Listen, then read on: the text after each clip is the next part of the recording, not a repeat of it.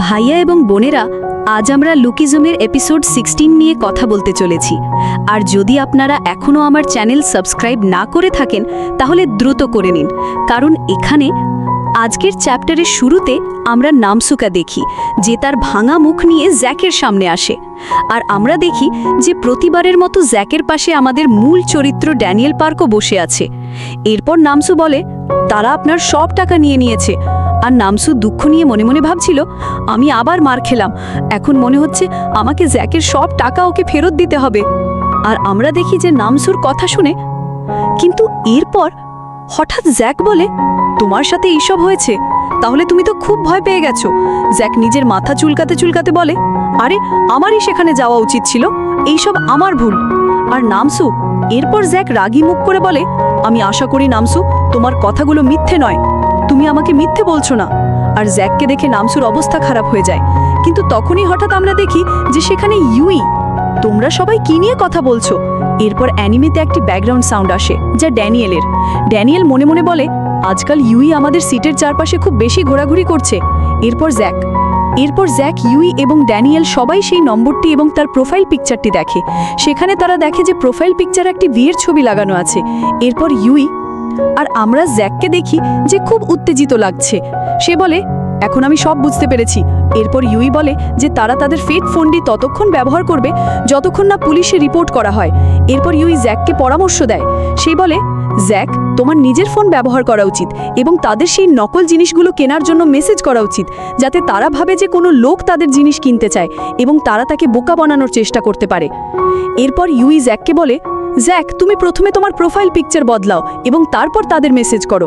যদি তাদের মনে হয় যে তারা নামসুর মতো কোনো ছোটোখাটো লোকের সাথে কথা বলছে, তাহলে তারা তোমার সাথে দেখা করতে নিশ্চয়ই আসবে। জ্যাক বলে, এরপর ইউই বলে, চলো দেখি এখানে আশেপাশে কোনো ছোটোখাটো লোক আছে কিনা, তাহলে তার ছবি তুলে নিই। আর আমরা দেখি পাশে একটি ছেলে বসে আছে যার নাম জিহো। ইউই তাকে বলে, এই জিহো, এদিকে তাকাও। আর জিহো বলে, আমি জানি না এখানে কি হচ্ছে, কিন্তু যাই হোক, কেন জানি না আমার খুব খারাপ লাগছে।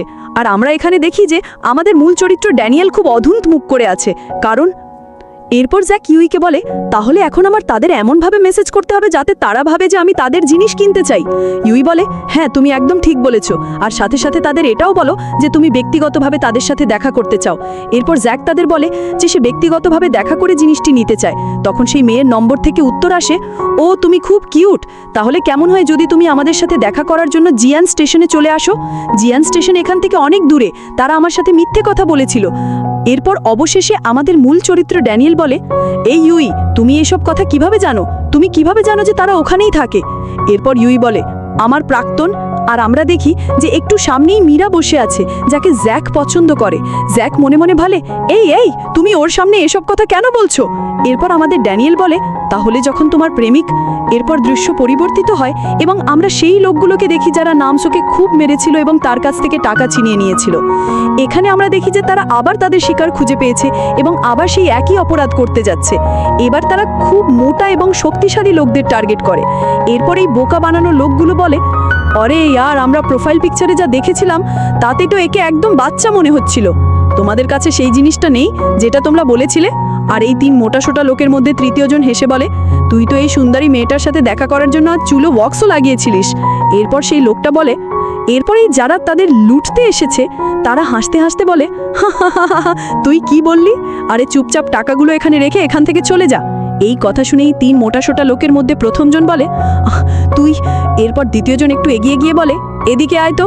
আর তৃতীয়জন বলে, মনে হয় তোমরা আমাদের কথা ঠিকভাবে বোঝোনি।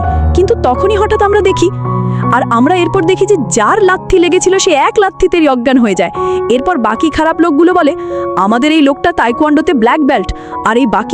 আর আমরা দেখি যে সেই খারাপ লোকটি এই মোটা ছেলেটির সাথে জুডো খেলছে। জুডো একটা যুদ্ধর পদ্ধতি, আপনারা নিশ্চয়ই জানেন। তো এই খারাপ লোকটি বলে, জুডো, আমি এটা অনেক দিন দেখিনি। এরপর এই খারাপ লোকদের নেতা উজিন বলে, মনে হয় এখন তোমরা সব ভালোভাবে বুঝে গেছো। এবং ঘুষি মারার জন্য হাত তুলে উজিন বলে, তোমরা কি আর কিছু চাও? আমি এখানে সবচেয়ে বেশি।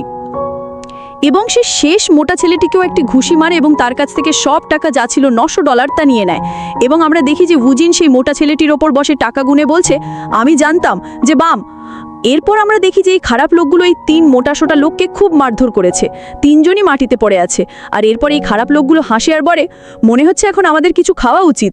আর এখন যে পরের লোকটি জিনিস কিনতে আসছে সে হলো জ্যাক। আর আমরা দেখি যে বুজিনের গার্লফ্রেন্ড মনে মনে ভাবছে, এই সব কথা শুনে প্লিজ কেউ আমাকে সাহায্য করো, কারণ বুজিনের গার্লফ্রেন্ড। এরপর দৃশ্য পরিবর্তিত হয় এবং আমরা জ্যাককে দেখি যে তার বেঞ্চ থেকে উঠে দাঁড়ায় এবং বলে, তাহলে চলো যাই। এবং আমরা দেখি যে জ্যাকের সাথে আরও 3জন লোক তাদের সিট থেকে উঠে দাঁড়ায়। কিন্তু তখনই হঠাৎ আমরা দেখি সেখানে নিশ্চয়ই মারামারি হবে। এরপর জ্যাক এবং তার সাথে থাকা ছেঁচড়াগুলো বলে, তাহলে ভালো হলো, আজ আমাদের শুধু সকালের ক্লাস ছিল, তাহলে কেমন হয় যদি আমরা মেট্রো ধরে জিয়ান স্টেশনে যাই। আর আমরা দেখি এরপর ড্যানিয়েল পার্ক তাদের কথা শুনে খুব অবাক হয়ে যায়। কিন্তু তখনই জ্যাক এই সব ছেঁচড়াগুলোকে বলে, এই তোরা সবাই রিল্যাক্স কর, আমি সেখানে একাই যাব। এরপর আমরা ড্যানিয়েল পার্ককে দেখি যে মনে মনে বলছে, তুমি খুব ধীর। যাই হোক, তারা মজা করছিল, কারণ তারা জানতো যে ড্যানিয়েল পার্ক কতটা শক্তিশালী, কারণ সে একবার জ্যাককেও মারামারিতে হারিয়েছিল। আর যেহেতু ড্যানিয়েল পার্কের জীবনে কখনো আমরা দেখি যে ভাস্কো তার ক্ষেতে বীজ বপন করছে। ভাস্কো এর বন্ধু ভাস্কোকে বলে, এই ভাস্কো, তুমি কিসের বীজ বপন করছো এখানে? ভাস্কো বলে, এটা ফলের বীজ, আমি এগুলো এনেছি কারণ। যাই হোক, তুমি এখানে কোন ফল লাগাচ্ছ? কোন ফলের বীজ বপন করেছো এখানে? ভাস্কো বলে, এগুলো হলো ডিউরিয়ান, লোকেরা এটাকে ফলের রাজা বলে। যখন এগুলো পাকবে তখন জেস, আমি তোমাকে এর 2টো ফল দেব। এগুলো এখানে কোরিয়াতে জন্মায় না, কিন্তু আমার মনে হয় আমার ভাস্কোকে এসব বলা উচিত নয়। এরপর ভাস্কোর চোখ পড়ে ড্যানিয়েল পার্ক, জ্যাক এবং বাকি 3 ছেঁচড়ার ওপর। এরপর ভাস্কো আর ড্যানিয়েল পার্ক এই লোকগুলোকে, এখানে ড্যানিয়েল পার্ক এই সব লোকের সাথে আসছে, তাও ভাস্কোর মনে হচ্ছিল যে ড্যানিয়েল পার্কই এদের নেতা। তাই ভাস্কো সরাসরি ড্যানিয়েল পার্ককেই জিজ্ঞেস করে। এরপর ড্যানিয়েল পার্ক বলে, মানে নামসুর কথা বলছে। এরপর জ্যাক বলে, হ্যাঁ, এটা খুব খারাপ হয়েছে। আর যেহেতু কোনো নিরীহ ব্যক্তির ওপর অত্যাচার হয়েছে, অর্থাৎ নামসুর ওপর, তাই আমাদের ভাস্কো আর জ্যাক খুব ভালো মানুষ।